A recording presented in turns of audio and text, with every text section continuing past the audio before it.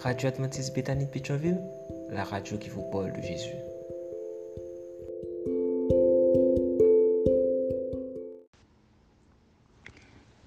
La vigile matinale provient de l'œuvre de Monica Diaz, Méditation quotidienne au féminin. La méditation de ce matin, aujourd'hui, 25 juin 2024, est tirée du psaume 55, verset 23. Remets ton sort à l'Éternel et il te soutiendra. Il ne laissera jamais chanceler le juste. Enlevez le bouchon, page 185. La gestion des émotions vaut bien une autre journée de réflexion. Voici d'autres conseils d'experts. Méfiez-vous du perfectionnisme. Selon le docteur Brené Brown, le perfectionnisme pense. En paraissant, en vivant et en travaillant d'une manière parfaite, j'éviterai ou réduirai les critiques, les reproches et le ridicule. C'est comme si nous mettions une armure en croyant que cela nous évitera toute blessure.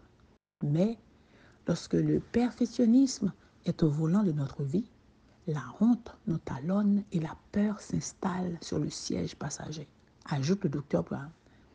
Ce qui veut dire que quand nous essayons de faire les choses à la perfection, une erreur ou un échec suscite en nous de la honte car cela nous expose et rend nos limites et incapacités visibles. Le seul fait de penser que nos imperfections peuvent être exposées publiquement nous fait peur. La peur et la honte sont des émotions dont nous préférons rester le plus éloignés possible. Il est bon d'être prudente et d'essayer de faire les choses correctement, mais pas si vous en tirez votre sentiment de valeur personnelle. Dieu se souvient que nous sommes poussière. Il est bon que nous le sachions afin de pouvoir nous juger avec plus de bienveillance. Priez, réfléchissez, remettez vos fardeaux à Dieu. Il a été démontré que cela apporte un équilibre émotionnel ainsi qu'une bonne santé. Un groupe de médecins américains s'est rendu dans des couvents cloîtrés où il n'y avait pratiquement pas de cancer, de maladie, de Parkinson, d'Alzheimer, d'hypertension ou de diabète.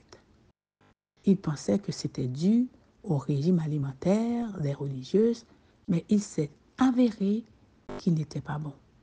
Les conditions climatiques non plus, et elles n'avaient aucun bien-être économique.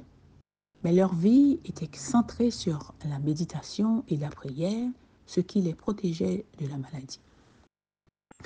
Apprenez à réparer les personnes toxiques afin qu'elles ne vous déstabilisent pas d'une phrase ou d'un regard.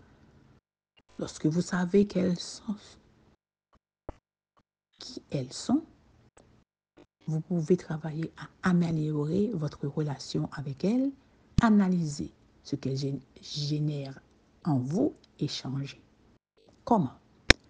En ajustant vos attentes, car tel qui bavarde à la légère blesse comme une épée, mais la langue des sages apporte la guérison.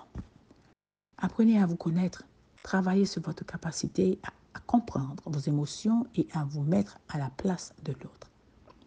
Analysez par exemple en quoi vous et votre mari êtes différents, vous aidera à être moins frustré par certaines choses et à l'accepter tel qu'il est.